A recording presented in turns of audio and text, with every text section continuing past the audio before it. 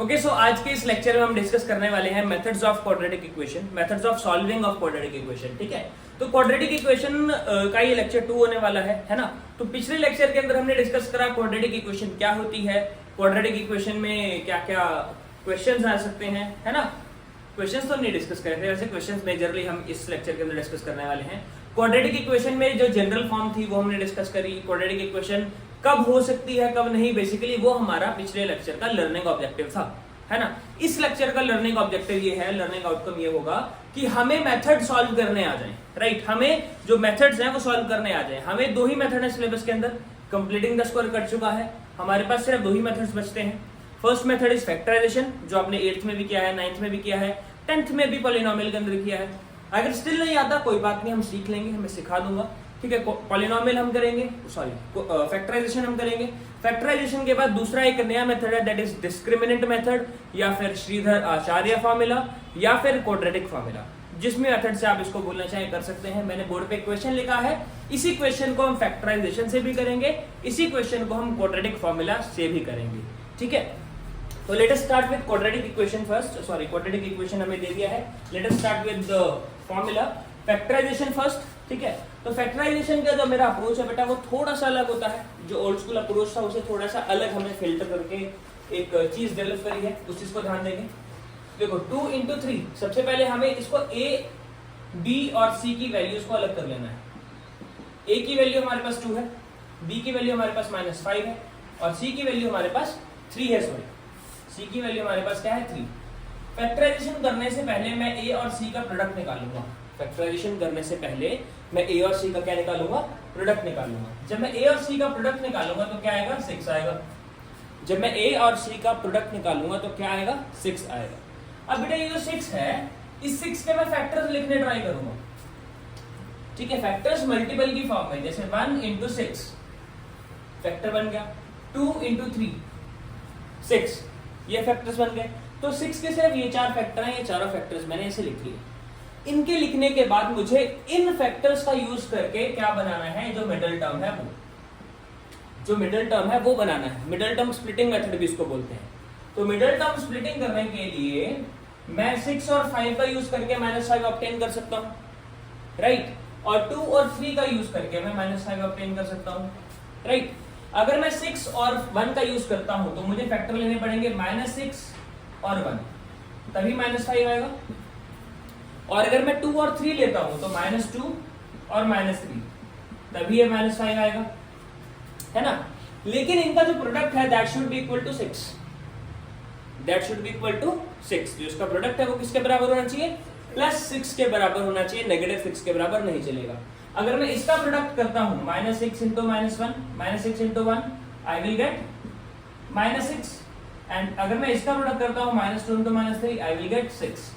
तो मेरा ये वाला जो फैक्टर है ये ज्यादा सही फैक्टर है कंपैरेटिवली ऊपर वाले के, ठीक है। तो इसकी जो स्प्लिटिंग है मैं करूंगा कुछ इस तरीके से, 2x² - 5x + 3 = 0। देखो जनरली तो आपको बेटा एक ही फैक्टर इसमें से मिलेगा, लेकिन कभी कभी 2 फैक्टर भी मिल जाते हैं। तो उस केस में आपको देखना है कि किसका प्रोडक्ट ज्यादा सही आ रहा है, राइट। तो उस तरीके से हम करेंगे, 2x² - 5x + 3 = 0। अब यहां पर जब मैं इसको सॉल्व करूंगा, 2x² - 5 को मैंने तोड़ा, -2x - 3x + 3 = 0। इन दोनों में कॉमन आ रहा है 2x, यहां से बचेगा x - 1। इन दोनों में क्या कॉमन आ रहा है, 3, यहां से बचेगा x - 1। इन दोनों में x - 1 कॉमन ले लिया, जो पेंडिंग पार्ट था वो यहां पर आ गया, दैट इज 2x - 3 = 0। तो जब मैं एक बार 2x - 3 को 0 के इक्वल करता हूं, मुझे x का वैल्यू मिल जाएगा 3/2। और जब मैं x - 1 को एक बार 0 के इक्वल करता हूं, मुझे x का वैल्यू मिल जाएगा 1। तो मेरे जो 2 रूट्स आ गए, 2 सॉल्यूशंस आ गए, वो क्या है, x की वैल्यू 1 और x की value 3/2। These are the 2 roots, ठीक है। अब बेटा सेम क्वेश्चन को अगर मुझे फैक्टराइजेशन के अलावा क्वाड्रेटिक फॉर्मूला से करना है, तो क्वाड्रेटिक फॉर्मूला से करेंगे क्यों, करते कैसे, पहले वो सीखते हैं, फिर मैं बताऊंगा करेंगे क्यों, ठीक है। अगर इसी को मुझे क्वाड्रेटिक फॉर्मूला से करना है, तो क्वाड्रेटिक फॉर्मूला में करने के लिए हमारे पास सबसे पहले मुझे इसका डिस्क्रिमिनेंट चेक करना है, दैट इज डी। मुझे इसका क्या चेक करना है, डिस्क्रिमिनेंट चेक करना है। फॉर एग्जांपल पहले मैं इक्वेशन लिख लेता हूं। Equation will be 2x² - 5x plus 3 is equal to 0, मुझे इसका डिस्क्रिमिनेंट सबसे पहले चेक करना है। डिस्क्रिमिनेंट सबसे पहले a की वैल्यू इसमें 2 है, b की वैल्यू इसमें -5 है और c की वैल्यू इसके अंदर 3 है। मैंने तीनों कोएफिशिएंट्स लिख लिए, a b और c के तीनों के कोएफिशिएंट्स लिख लिए। अब मुझे सबसे पहले डिस्क्रिमिनेंट चेक करना है। डिस्क्रिमिनेंट क्या होगा? b square minus 4ac। Discriminant क्या होगा? b square minus 4ac। Discriminant इसका होगा b स्क्वायर माइनस 4ac। तो d की वैल्यू हमें चेक करनी है। d क्यों चेक करना है अभी करेंगे, अभी डिस्कस करेंगे।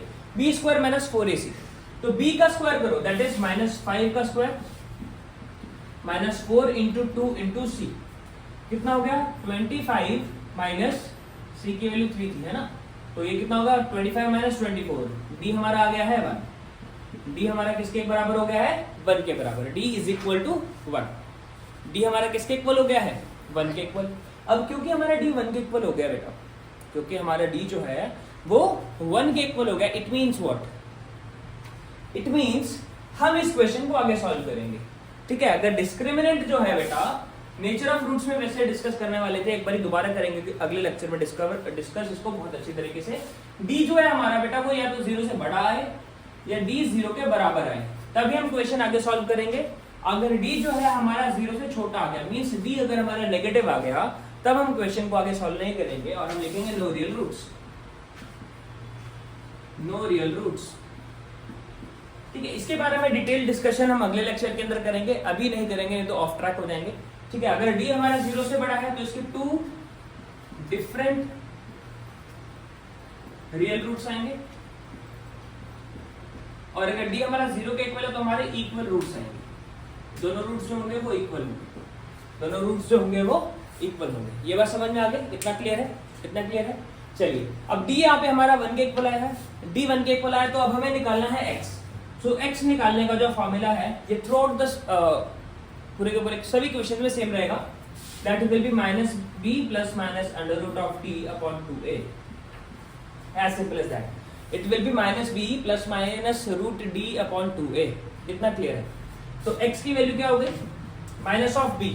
माइनस ऑफ b यानी कि x की वैल्यू क्या हो गई? Minus of b। Minus of b यानी कि b की वैल्यू थी -5, तो 2 बारी माइनस आ जाएगा, that will be minus of -5 plus minus root of 1 upon 2a। a का वैल्यू कितना था? a का वैल्यू 2 था, तो it will be 2 into 2, that is 4।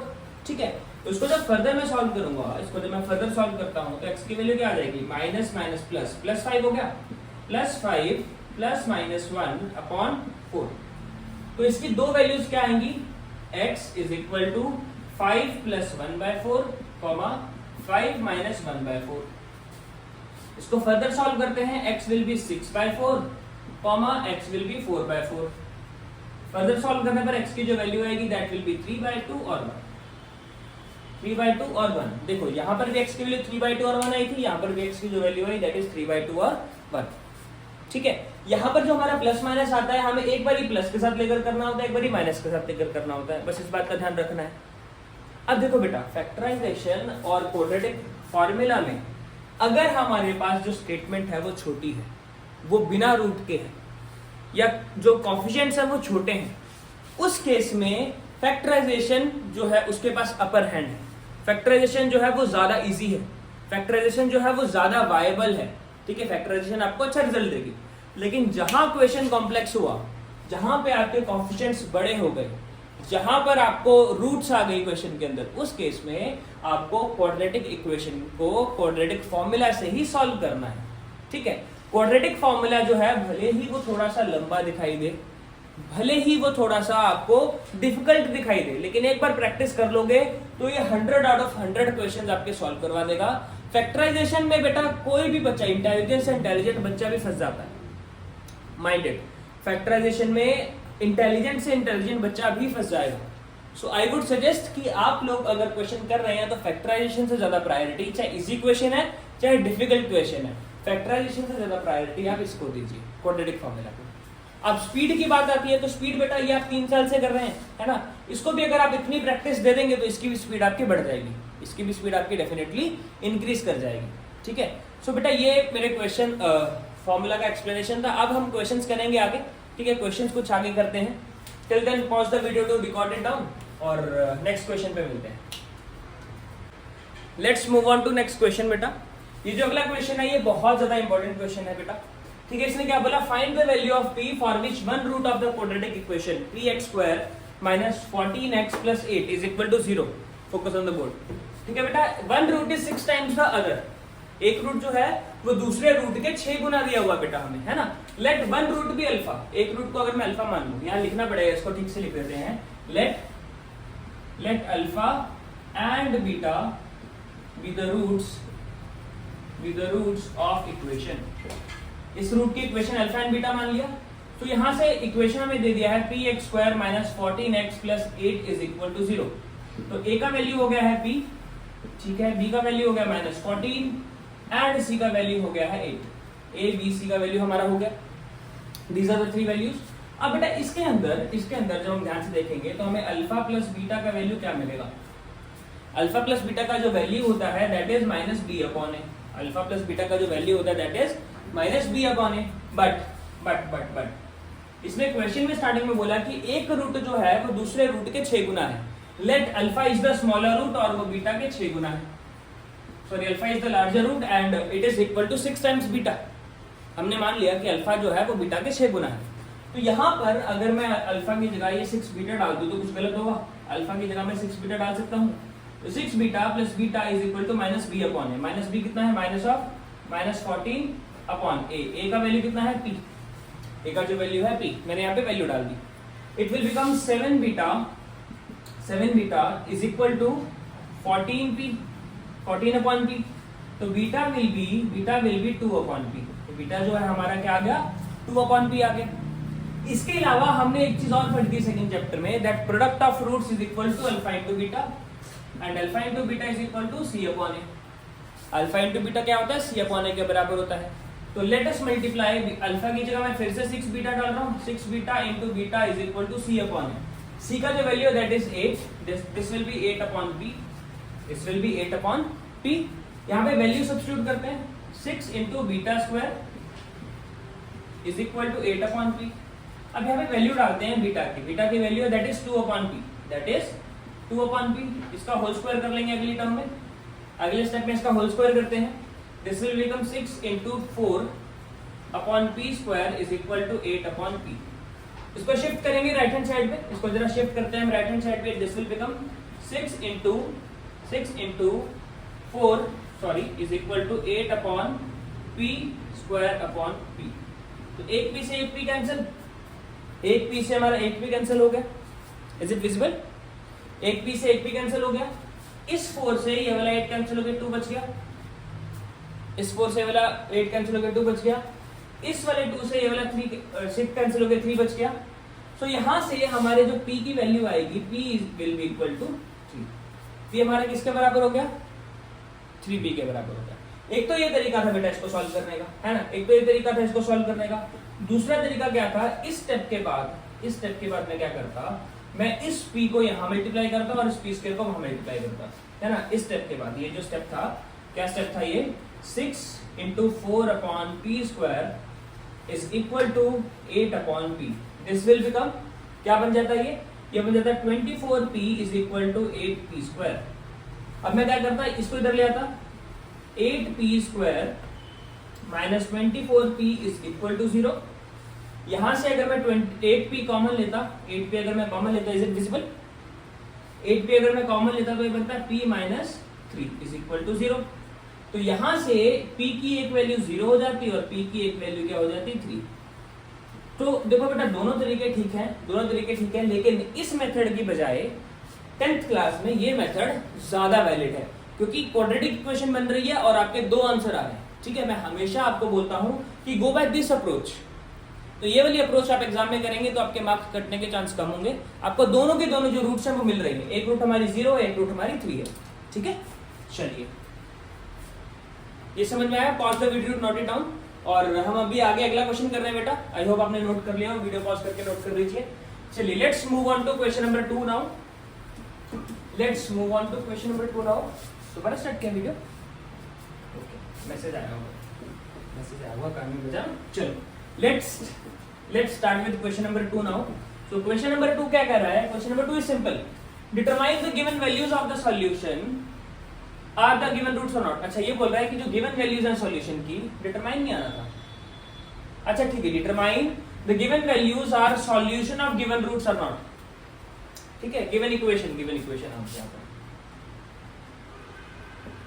मतलब जो आपको ये वैल्यूज दी हुई हैं, ये जो वैल्यूज दी हुई है x की 1, x की 2, जो भी वैल्यूज दी हुई है, क्या ये इक्वेशन को सेटिस्फाई कर रही है कि नहीं कर रही है? This question are actually important, लेकिन ये सिंपल होते हैं बेटा। हमें क्या दिया हुआ है? हमें इक्वेशन दे दिया 3x² - 2x - 1 = 0। हमें इक्वेशन ऐसे दे दिया और वो पूछ रहा है कि क्या x = 1 इज अ फैक्टर, क्या x = 1 इज अ रूट। ऐसे भी पूछ सकता है। क्या ये पूछ सकता है x = 1 इसका सॉल्यूशन है? ऐसे क्वेश्चन 3 तरीके से पूछ सकता है। x = 1 को वो फैक्टर बना सकता है, पूछ सकता है क्या x = 1 फैक्टर है, क्या x = 1 जो है वो रूट है, क्या x = 1 जो है वो सॉल्यूशन है। तो उसके लिए आपको करना कुछ नहीं है, दिस इज px, जो आपने 9th क्लास में किया था सेम वही करेंगे। आप यहाँ पे p का वैल्यू x की जगह 1 पुट कर देंगे, p(1) निकालना है आपने। p(1) निकालिए, दैट विल बी 3 × 1 का स्क्वायर - 2 × 1 + 1। तो ये कितना मिलेगा? 3 - 2 + 1 = 0। सॉरी, यहाँ -1 था, इट वाज -1, ठीक है। So this became 3 - 3 = 0। अगर आंसर 0 आता है, तो आपने सिंपली लिखना है yes x = 1 is a root, solution 0, ठीक है, of the equation। कुछ भी आप लिखेंगे ऐसे ही। बेटा अगला पार्ट दिया हुआ है, that is 6x² - x - 2 = 0। इसमें पूछ लिया है क्या x = -1/2, 2/3 इसके जीरोज हैं कि नहीं है। तो एक बार हम p(-1) चेक कर लेते हैं। जहां x दिया है वहां पे हम -1/2 पुट कर लेंगे। तो 6 × -1/2 का स्क्वायर -1/2 - 2 = 0। चेक करते हैं 0 के इक्वल है कि नहीं है। ठीक है, अभी 0 के इक्वल नहीं करते क्योंकि हम वैल्यू चेक करना है। तो दिस विल बी 6 × 1/4 -+ 1/2 - 2। सॉल्व करते हैं, ये क्या बनेगा? This will become 3/2, right, this will become 3/2। तो ये बना 3/2 + 1/2 - 2। तो 3/2 + 1/2 विल बी 4/2, यानी कि 2 - 2 0 आ गया। तो बेटा x = हाफ तो है, 2/3 भी चेक कर लेते हैं। ये लास्ट क्वेश्चन है जो मैं कराऊंगा, इसके बाद वाले पार्ट आप खुद करेंगे। x = 2/3, x = 2/3 पे चेक कर लो। तो 6 × 2/3 का स्क्वायर - 2/3 - 2 चेक करते हैं। तो दिस विल बी 6 × 4/9 - 2/3 - 2। तो इसको कटिंग करते हैं, this will be 2 and this will B 3। so this becomes 8/3 - 2/3 - 2। so this will become 6/3 - 2, right? so this is 2 - 2 that is 0। तो ये भी है, ठीक है। जो इसका थर्ड पार्ट है ये आपने खुद करना है बेटा। चाहे रूट वाले आपने डरना नहीं है, करना है, नहीं होगा तो मुझे बताना कमेंट सेक्शन में, मैं इसका इंस्टाग्राम पे वीडियो डाल दूंगा। ठीक है, गॉट इट। चलिए, I hope you have noted it down. अगले क्वेश्चन पे चलते हैं, क्वेश्चन नंबर 3 पर चलते हैं। फिर थोड़े कॉम्पिटेंसी बेस्ड क्वेश्चंस करेंगे, जो इस टॉपिक से एमसीक्यूज और सेशन रिजल्ट आते हैं वो भी करेंगे इस टॉपिक से, है ना। सो थोड़ा बिल्ड हो जाए कंसेप्ट, फिर हम आगे चलते हैं बड़े क्वेश्चंस की तरफ, है ना। धीरे धीरे चलते हैं, चाहे एक लेक्चर और लगाना पड़े, कोई दिक्कत नहीं है। इसने बोला find the value of k for which x = 2, x = 2 is a root of equation. ठीक है, kx² + 2x - 3 = 0। इसने बोला x की वैल्यू 2 रूट है। x की वैल्यू 2 रूट होने का मतलब क्या है? p(2) should be 0, p(2) should be 0।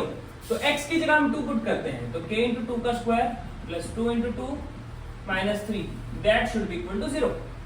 so this becomes 4k + 4 - 3 is equal to 0। so 4k + 1 is equal to 0। इसको इधर शिफ्ट करते हैं। 4k is equal to -1, k is equal to -1/4। this is your answer। ठीक है, तो k की value -4 होगी, -1/4 होगी। इसने क्वेश्चन में क्या पूछा था कि k की क्या वैल्यू होगी कि x = 2 इसका रूट हो जाए। आसान क्वेश्चन था। नेक्स्ट 4th क्वेश्चन की तरफ चलते हैं। This is also important question. एक स्टेटमेंट क्वेश्चन मैंने डाल ही लिया इसमें, ठीक है, तो थोड़ा सा कंसेप्चुअल क्लैरिटी धीरे धीरे बढ़ता रहेगा, है ना। सो 4th question is the altitude of a right triangle is 7 centimetre less than its base. अच्छा ये देखो बेटा, जो ऑल्टीट्यूड है वो किसके कंपैरिजन में बताया है, वो बेस के कंपैरिजन में बताया।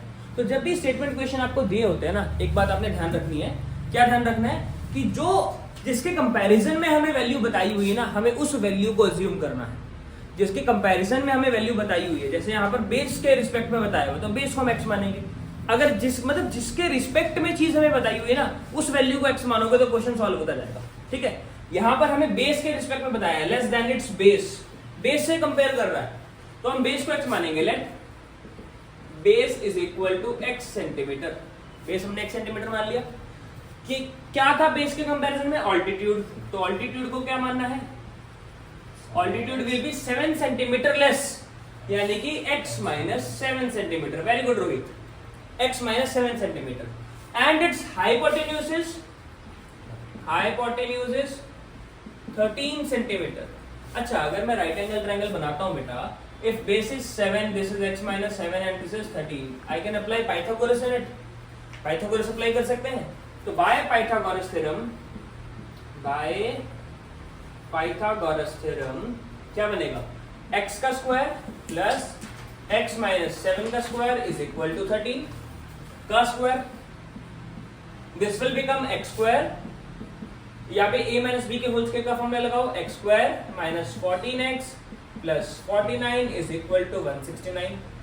इसको इधर शिफ्ट कर लो, this will become 2x square minus 7x minus 120 is equal to 0। देखो ये 169 इधर आके माइनस हो गया, 149 में से 169 माइनस किया तो वी विल गेट 120 नेगेटिव पर, तो नेगेटिव आ गया।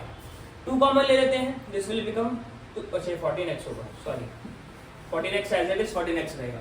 2 कॉमन ले लेते हैं, this will become x square minus 7x minus 60 is equal to 0, minus 60 is equal to 0। अब चाहो तो आप इसको फैक्टराइजेशन से भी कर सकते हो, चाहो तो डिस्क्रिमिनेंट से भी कर सकते हो। अभी मैं फैक्टराइजेशन से करवा देता हूं क्योंकि मुझे वैल्यूज छोटी दिख रही हैं।